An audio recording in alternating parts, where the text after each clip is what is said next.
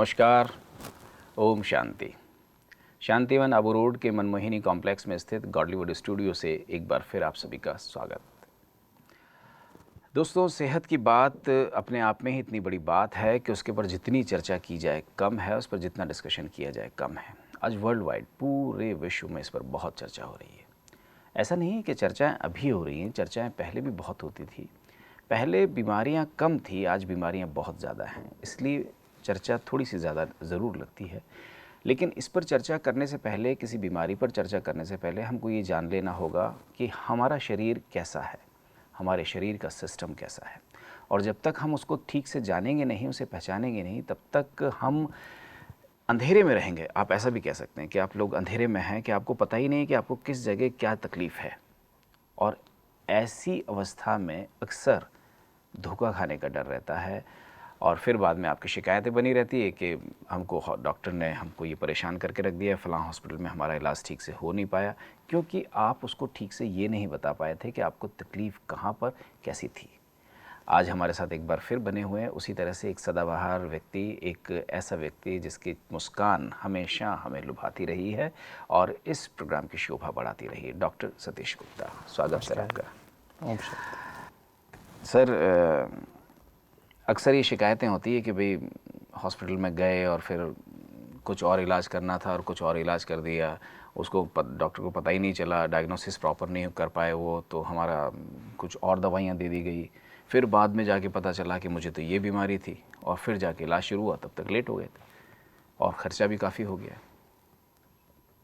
इस पर पहले आप रोशनी डालें, फिर उसके बाद जो बॉडी के बाकी के ऑर्गन्स पर हम बात कर रहे हैं। देखिए, जो हेल्दी शब्द का ही अर्थ हील प्लस दाई है ना, अर्थात सारे विश्व में सिर्फ एक ही व्यक्ति है, इस पूरे प्लेनेट पे सिर्फ एक ही व्यक्ति जो आपको हील कर सकता है, वो स्वयं आप है। कोई दूसरा व्यक्ति आपको हील नहीं कर सकता। डॉक्टर तो सिर्फ गाइड का काम करता है। Doctor does not heal you, you are healing yourself with your thoughts. आप क्या सोचते हैं, क्या देखते हैं, क्या सुनते हैं, क्या बोलते हैं, क्या खाते हैं, वो हीलिंग या डैमेज करता है ना जी।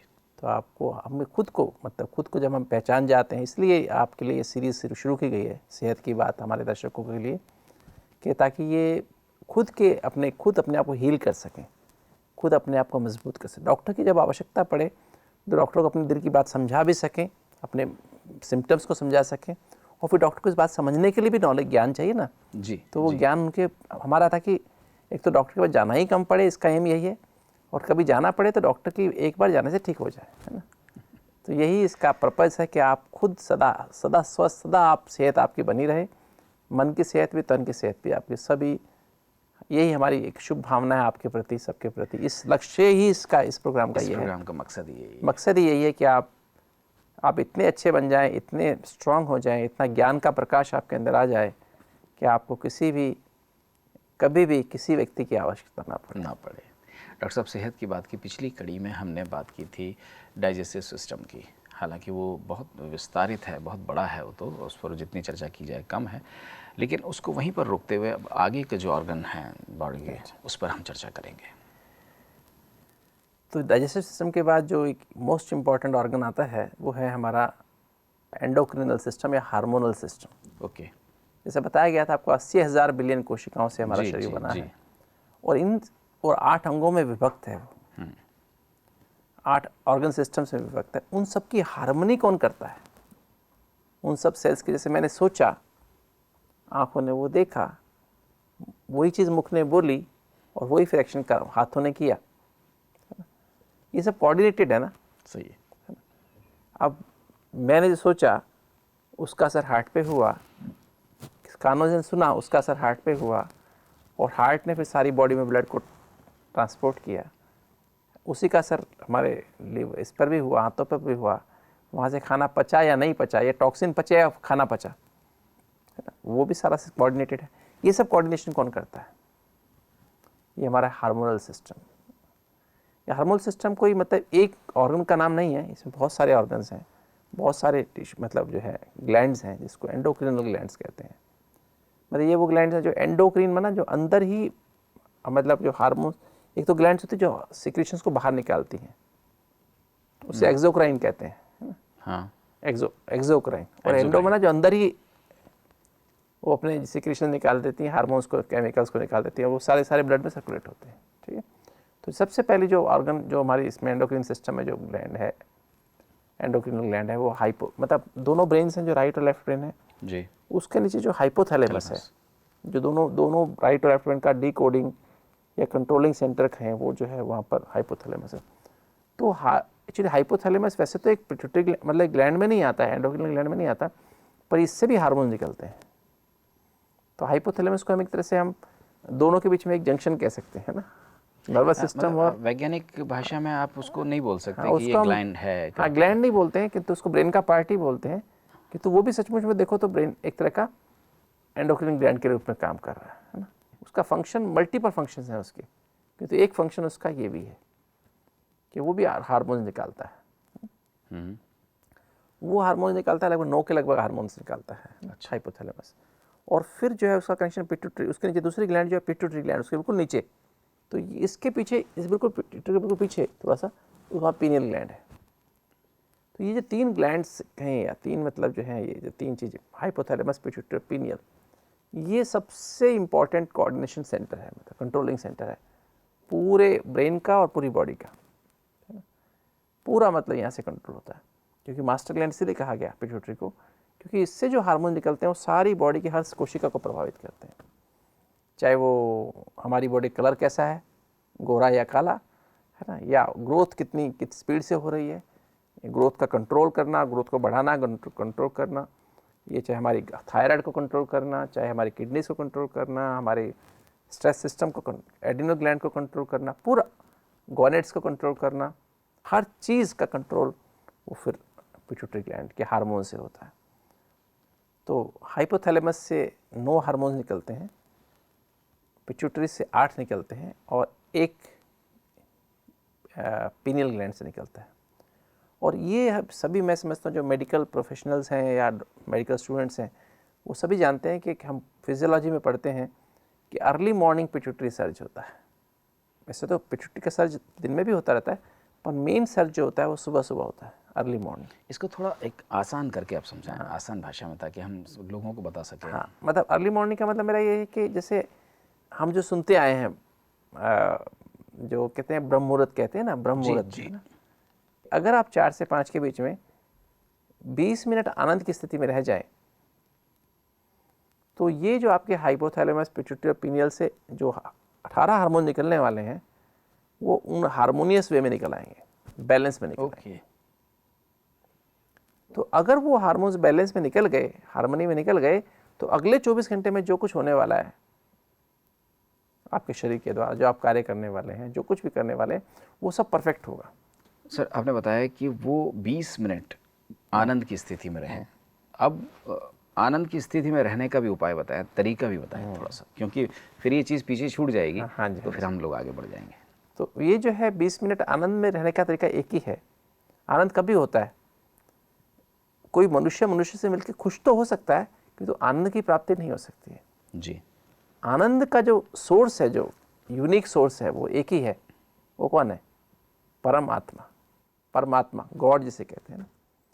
तो अगर आत्मा कनेक्शन परमात्मा से हो जाए और आत्मा परमात्मा के प्यार में लवलीन हो जाए, उसमें खो जाए, खुद को भूल जाए, तो आनंद की स्थिति प्राप्त हुआ। इसलिए कहा जाता है सच्चित आनंद स्वरूप ना, परमात्मा के लिए कहा ना सच्चित आनंद स्वरूप। तो वो जो है स्थिति हम प्राप्त कर लेते हैं। तो इसलिए कहा गया कि सुबह सुबह उठ करके अमृत वेला जिसे कहते हैं, ब्रह्म मुहूर्त कहते हैं, कि इस समय अगर उठते ही हम परमात्मा को गुड मॉर्निंग करें, क्योंकि हम सबका पिता है, उसमें आरती गाई है हमने, तुम ही हो माता पिता, तुम ही हो। बचपन से हम आरती गाते आए हैं।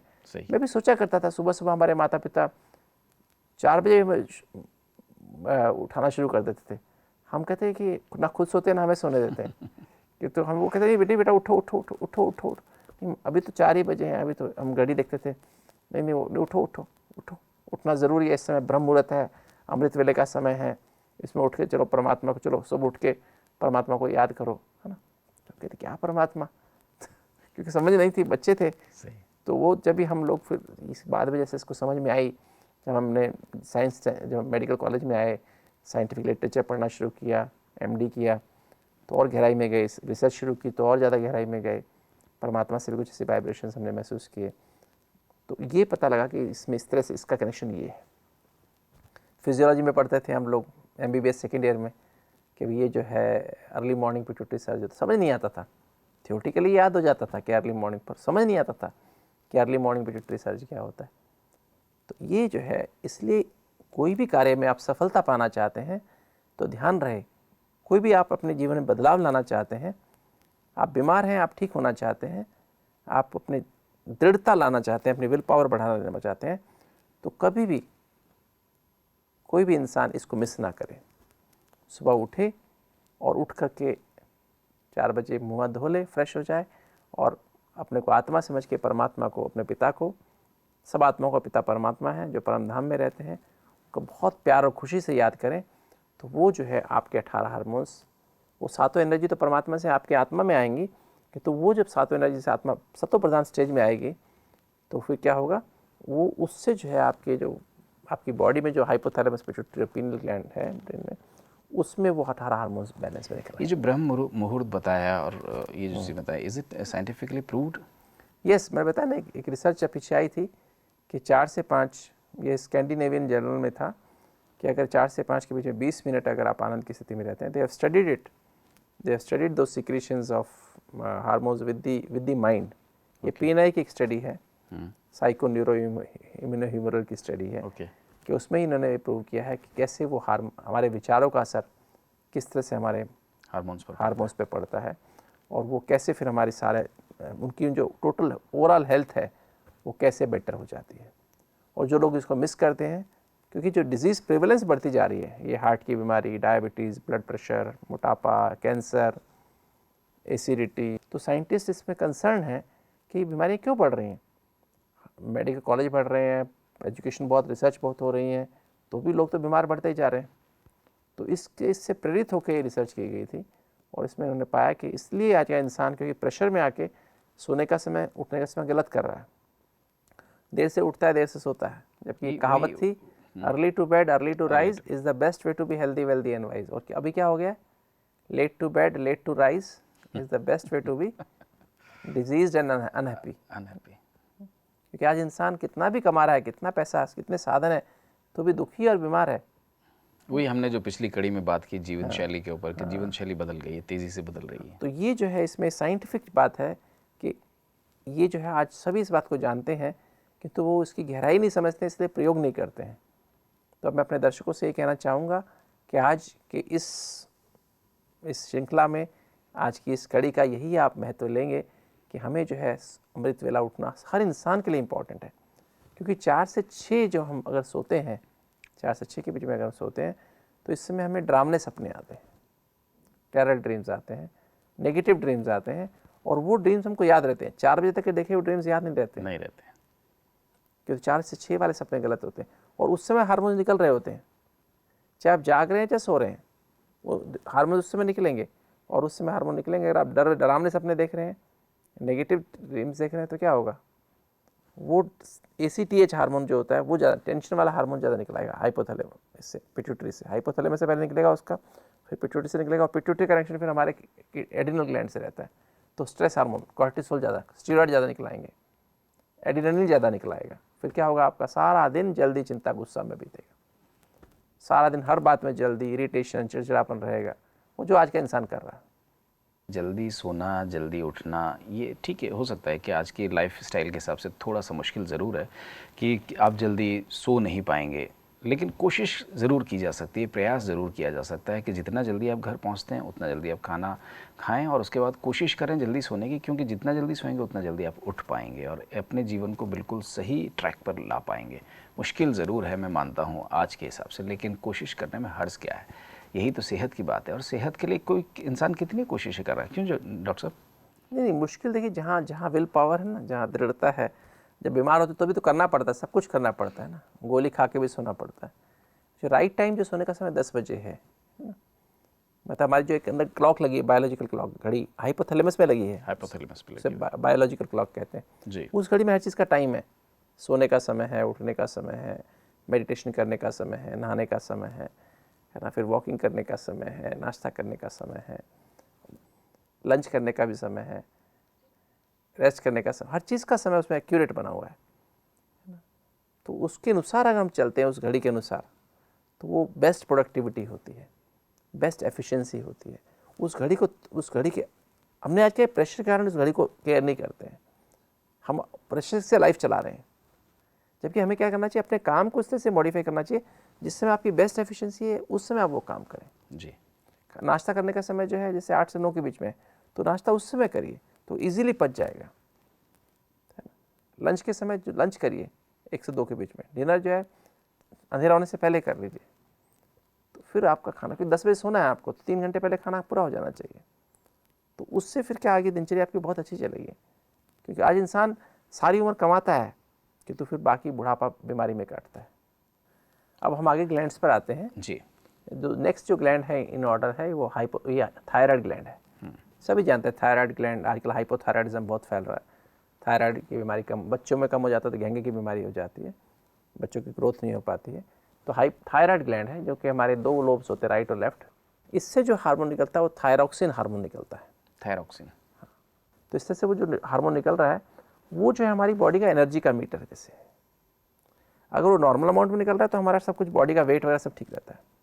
अगर वो कम निकल रहा है तो क्या होता है, हमारा वेट बढ़ने लगता है, बॉडी पे स्वेलिंग आने लगती है, और हमें जो है हमारी जो है एनर्जी कम हो जाती है, वो मेमोरी कम होती जाएगी जी। स्किन मोटी होती जाएगी, सूजन आती जाएगी सारे शरीर पर, हम लिथार्जिक सुस्त होते जाएंगे, हाथ पर से काम नहीं होगा, ठंड ज़्यादा लगेगी, ये निशानी है। तो आपका वेट जब सडनली बढ़ रहा है तो मैं समझता हूँ आप, स्पेशली हमारी बहनें, ये ध्यान रखें कि इसका कनेक्शन हमारे जो है ना, ये आपका थायराइड से कनेक्शन है वेट बढ़ने का बहुत सारे लोगों में। तो अपना थायराइड टेस्ट जरूर करा लें ना, T3 T4 TSH लेवल से जरूर करा लें, ताकि आपको पता लगे थायराइड, कहीं आपको थायराइड की बीमारी तो नहीं है, हाइपोथायराइडिज्म तो नहीं हो गया। और ये ज़्यादा हार्मोन निकले तो क्या होता है, थायराइड का हार्मोन ज़्यादा निकल जाए तो वो जो है इसका कारण है फिर हमारा, आपका वेट कम होता जाएगा, हड्डी और खाली रह जाएगा, बस समझो ना, आपका वेट कम होता है, गर्मी बहुत लगी, गर्मी टॉलरेट नहीं होगी थायराइड आपसे। के हार्मोन्स अगर ना निकले तो वेट बढ़ जाता है। कम निकले तो वेट बढ़ता है, स्वेलिंग आती है, दिमाग मेमोरी कम हो जाती है। और ज़्यादा निकले तो ज़्यादा निकले तो वेट लॉस घटता है, वेट लॉस होता है तेज़ी से। अगर आपका तेज़ी से वेट लॉस हो रहा है, एनर्जी का जैसे मीटर नहीं होता कि अगर ये नॉर्मल सेट पे है तो ठीक है, आपका वेट सब मेंटेन, सब कुछ ठीक रहेगा। दिमाग अगर कम हो गया तो क्या होगा, आपका जो है आपके सब कुछ स्लो हो जाएगा, है ना, एनर्जी लेवल कम हो जाएगा, आप कुछ नहीं कर पाएंगे, पड़े रहेंगे, हाथ पैर सूज जाएंगे, सब कुछ, पानी पीने से ही मोटे होंगे, है ना, सब कुछ खाना छोड़ दें तो भी मोटे होते हैं। कई लोग सोचते हैं हम खाना पीना छोड़ दें तो पतले नहीं होंगे और मोटे हो जाएंगे, ठीक है। तो सारा मतलब जो है कनेक्शन फिर इससे ही है। और अगर आपका थायराइड बढ़ गया, मीटर फास्ट हो गया, तो सब कुछ जलने लगेगा, सब जल जाएगा, गर्मी हर समय गरम टॉलरेट नहीं होगा, हार्ट रेट फास्ट, सब कुछ फास्ट, इस तरह से वेट एकदम घटता चला जाएगा। तो थायराइड का कनेक्शन इससे है, और इसका कनेक्शन फिर हमारे आनंद से है। जैसे बताया ना, थायराइड का कनेक्शन फिर आनंद से है, यहाँ भी आनंद से, यहाँ भी आनंद से। तो आनंद जो है, अगर आपकी स्थिति, जैसे जो माताओं को हमारी स्पेशली क्या सेंसिटिव नेचर की होती हैं, कोई बात फील हो जाती है, ज़्यादा सोचती रहती हैं, इसने ऐसा बोल दिया, इसमें साथ मैं इतना करती हूँ तो भी मुझे ये नहीं हुआ, तो सेंसिटिव नेचर जब नाजुक और भावुक स्वभाव हो जाता है तो खुशी गायब होने से माताओं को हमारी थायराइड की बीमारी। हालांकि इसके फिजिकल रूप में देखें तो इसके लिए आयोडीन चाहिए, थायराइड ठीक, इसलिए आजकल आयोडाइज सॉल्ट आपको घरों में मिलता है, ताकि आयोडीन जिसका बेसिक कंपोनेंट है थायरॉक्सिन हार्मोन का, तो उसके लिए आयोडीन भी आपको अच्छी मात्रा में चाहिए। तो इस तरह से हम इस बात को गौर करें। और फिर इसके बाद जो है थायरॉक्सिन की बिल्कुल थायराइड हार्मोन, थायराइड ग्लैंड के बिल्कुल पीछे हमारी जो है पैराथायराइड ग्लैंड्स होती हैं, 4 ग्लैंड्स, 2 राइट तरफ 2 लेफ्ट तरफ। ओके। ये ग्लैंड्स जो है हमारी बॉडी, हमारी बोन्स में कितना कैल्शियम जाएगा ये डिसाइड करती हैं। अगर ये ज़्यादा हो गया तो भी नुकसानदायक है, कम हो गया तो भी नुकसानदायक है ना। तो जिससे जो है हमारी, अगर कैल्शियम कम हो गया, हड्डियों में कैल्शियम जाएगा ही नहीं तो हड्डियाँ खोखली हो जाएंगी, ज़्यादा चला जाएगा तो हड्डियाँ ब्रिटल हो जाएंगी, वो क्रैक होने लगेंगे, अपने आप क्रैक होने लगेंगे। तो ये भी सब सारा कनेक्शन उसी सीरीज़ में आता है, हाइपोथैलेमस, पिट्यूटरी और थायराइड, फिर पैराथायराइड, उसी लेवल में कनेक्शन आता है। फिर उसके बाद हमारी नेक्स्ट ग्लैंड आती है, वो पेनक्रियाज है। ओके। पेनक्रियाज में 2 पार्ट हैं, तो एक्सोक्राइन पार्ट जो मैंने बताया आपको, डाइजेस्ट सिस्टम में बताया, जूसेस निकलते हैं जैसे खाना पचाने के लिए, तो एक एंडोक्राइन पार्ट भी उसका है। उससे दो मुख्य हार्मोन निकलते हैं, एक इंसुलिन और एक ग्लूकागॉन। इंसुलिन जो है वो हमारा जो हमने खाना खाते हैं, हमने खाने में कार्बोहाइड्रेट्स खाए, वो उसकी पाचन तंत्र के द्वारा वो ग्लूकोज में ब्रेक होके होके नीचे वाले पार्ट में आत्मा में चला गया और वो फिर जाके नीचे एब्जॉर्ब हो रहा है। अब वो खून में चला गया, ग्लूकोज एब्जॉर्ब हो गया। ओके। अब वो ग्लूकोज खून में जाने के बाद सेल्स में कैसे जाएगा? तो इंसुलिन ही उसको सेल्स में लेके जाएगा। तो इंसुलिन करेंसी के रूप में है।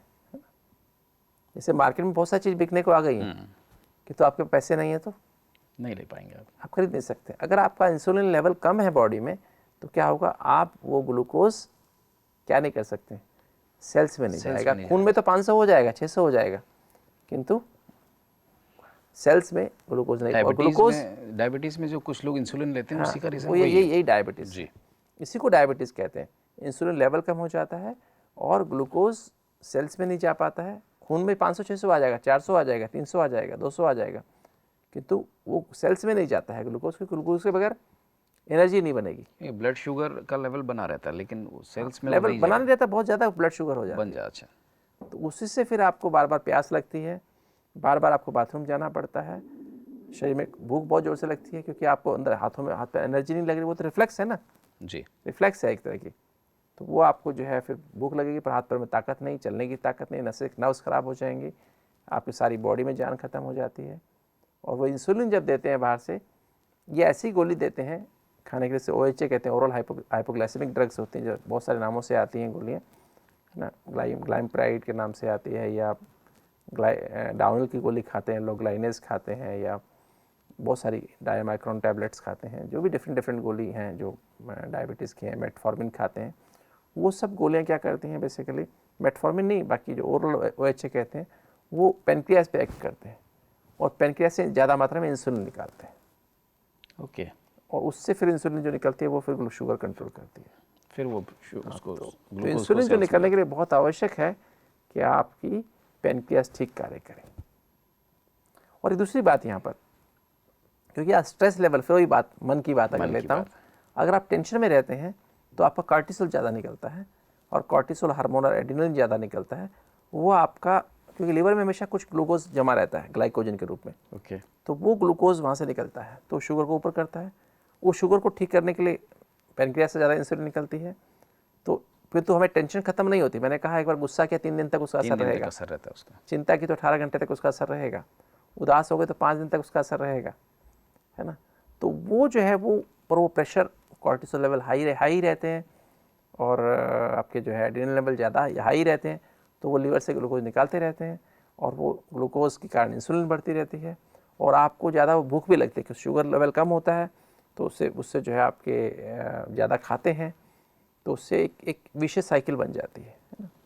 तो आपका शुगर भी बढ़ी रहती है और इंसुलिन भी बढ़ा रहता है। इसको इंसुलिन रेजिस्टेंस बोलते हैं। ओके। ज़्यादा हाई लेवल्स इंसुलिन क्या करते हैं, ब्लड प्रेशर बढ़ा देते हैं। धीरे धीरे यही ज़्यादा इंसुलिन होते हुए शुगर लेवल का कंट्रोल नहीं होता है, हाई रहता है, तो उससे डायबिटीज़ का रूप ले लेती है। और हम ज़्यादा खाते तो मोटे होते जाते हैं, और इससे हमारा जो ज़्यादा इंसुलिन निकलने से क्या होता है, हमारा जो कोलेस्ट्रॉल है, अच्छा कोलेस्ट्रॉल कम हो जाता है, बुरा कोलेस्ट्रॉल बढ़ जाता है, ट्राइग्लिसराइड बढ़ जाते हैं। तो ये 4 चीज़ का इसको बोलते हैं मेटाबॉलिक सिंड्रोम। इसे डेडली क्वाड्रेट है। ये 4 चीज़ इकट्ठी मिलकर इंसान को बहुत जल्दी बीमार करती है और कई तरह के रोग पैदा कर देती है। तो इस तरह से डायबिटीज़ की बीमारी पैदा होती है। ग्लूकागॉन शुगर का, इंसुलिन का अपोजिट है। ये शुगर को बैलेंस करने के लिए, ये sugar level, glucagon insulin sugar बढ़ाता है और इंसुलिन शुगर कम करते हैं। दोनों के बैलेंस से फिर हमारा ब्लड शुगर लेवल नॉर्मल रहता है। बाकी बीच में कॉर्टिसोल का, स्ट्रेस का रोल आ जाता है। तो इस तरह से हमारा ये है। और एड्रिनल ग्लैंड जो हमारी दोनों किडनी के ऊपर, जैसे आप देख रहे हैं, किडनी के दोनों तरफ, इसको एड्रिनल ग्लैंड कहते हैं। ये बॉडी की एक तरह की जैसे ऐसी ग्लैंड है जो कि सारा जो भी जब हमने सोचा, सिंपैथेटिक सिस्टम या parasympathetic system, autonomic nervous system वैसा आया, और उसके कनेक्शन से हार्मोन निकलते हैं। ओके। थोड़ी जल्दी, थोड़ी चिंता, थोड़े से उदासी, वो स्ट्रेस, कॉर्टिसोल ज़्यादा निकाल, हरी वरी करी वो ज़्यादा निकाल देगी, और उससे फिर क्या होगा, आपकी हार्ट रेट बढ़ेगी, BP बढ़ेगा। तो ये हार्मोन्स देखने में आया कि एड्रिनल सर्ज जो सुबह 8 बजे होता है, ओके, सुबह 8 बजे, वो मैंने बताया 4 बजे होता है, pituitary ये 8 surge, बजे का टाइम। ये 8 बजे होता है। इसलिए क्या है, ये नेचर ने बनाया है कि तो उठने से लेकर 8 बजे तक आप क्या सोचते हैं, कैसे विचार आपके मन में आते हैं, क्या स्मृति आप जागृत होती है, क्या एटीट्यूड आप जीवन के प्रति, वृत्ति क्या है, भावनाएं क्या आपके मन में है, स्मृति संकल्प क्या है, वो डिसाइड करेगी 8 बजे आपका एड्रेनल सर्ज कैसा हो, कितना कॉर्टिसोल निकलेगा। इसलिए सुबह, पहले ज़माने में आज से 50-60 साल पहले लोग सुबह उठने के बाद मंदिर जाते थे, गुरुद्वारे जाते थे, मस्जिद में जाते थे, मतलब कुछ अपना चुप रहते थे, माताएं भजन गाती रहती थी, घर में काम। 8 बजे के बाद ही लोग मुख से बोलना शुरू करते थे। अखबार तो आता नहीं था पुराने ज़माने में, टीवी तो था ही नहीं, तो वो लोग बड़े एकदम से, और बीमारी का लेवल कम था। देखते हैं आप, अगर 50-60 साल पहले ये ब्लड प्रेशर, डायबिटीज़ तो होती नहीं थी लोगों को, हार्ट की बीमारी तो होती नहीं थी, सिर दर्द और एसिडिटी, ये सब चीज़ें बहुत कम थी। ये क्यों थी? क्योंकि आज ये इंसान उठते ही अखबार चाहिए, उसको टेलीविज़न चाहिए, मोबाइल चाहिए, सुबह उठते ही शुरू हो जाता है। तो इसलिए आज बीमारियां बढ़ रही हैं, क्योंकि अगर आप 8 बजे तक टीम अपनी पॉजिटिव रखें तो आपके जो 8 बजे हार्मोन निकलेगा वो एकदम कॉर्टिसोल बैलेंस में निकलेगा, और फिर सारा दिन आप शांति से, प्यार से, खुशी से, अपना एफिशिएंसी आपकी ज़्यादा रहेगी काम करने की। तो ये 8 बजे तक अपना आपका चार्जिंग पीरियड है। आज की जीवन शैली में थोड़ा सा मुश्किल ज़रूर है, लेकिन विल पावर, जैसे कि आपने मुश्किल कहा नहीं कि है, मैंने दृढ़ शक्ति- हज़ारों पेशेंट्स में देखा है, हज़ारों लोगों में देखा है जो हमारे पास ट्रेनिंग के लिए आते हैं, जो रात को 1 बजे सोते थे, सुबह 8-9 बजे 10 बजे उठते थे, 7 दिन हमारे पास रहते हैं, और 7 दिन के उस प्रोग्राम में ही वो 4 बजे उठना शुरू करते हैं। उनके अंदर इतने और ये सब हमने हार्मोन्स मेजर करके देखे हैं, पिट्यूटरी के हार्मोन्स भी मेजर करके देखे हैं, एड्रिनल ग्लैंड के cortisol hormones, epinephrine, adrenaline hormone, noradrenaline hormones, dopamine hormone, सब हमने मेजर करके देखे हैं, एंडोर्फिन मेजर करके देखे हैं कि किस तरह से हमारी इस दिनचर्या का असर होता है। और 7 दिन में उनका जीवन बदल जाता है एकदम से, और वो उसके आदी बन जाते हैं, नया संस्कार पैदा हो जाता है। 4 बजे एक्यूरेट उठना, 8 बजे तक चुप रहना, फिर जो 100% जो टीम है पॉजिटिव, वो परमात्मा की महावाक्य, जिसे मुरली कहते हैं। तो मुरली वो सुनते हैं हम, जैसे हम लोग सुबह उठते ही 4 से 5 मेडिटेशन करते हैं, 5 बजे हम लोग परमात्मा की महावाक्य पिछले दिन के रिवाइज कर लेते हैं, फिर 7 से 8 हम मुरली सुनते हैं। तो हर कार्य फिर हम 5 से लेकर 8 बजे तक इसी स्मृति में करते हैं। फिर 8 बजे के बाद ही हम लोग दुनियावी माहौल में आते हैं, लोगों से बातचीत करेंगे। हम ऐसा नहीं कि हम अखबार नहीं पढ़ते, हम भी अखबार पढ़ते हैं, हम भी सारे कार्य करते हैं, हम भी लोगों से बातचीत करते हैं, मोबाइल पे भी बात करते हैं, किंतु 8 बजे के बाद, ताकि 8 बजे वो एक बार कॉर्टिसोल निकल गया तो उसके बाद फिर जैसे आपने मोबाइल सुबह चार्ज कर लिया तो साधन यूज़ करिए ना। तो ये जो है 8 बजे एक बार कॉर्टिसोल हार्मोन निकलना ठीक बैलेंस में ज़रूरी है।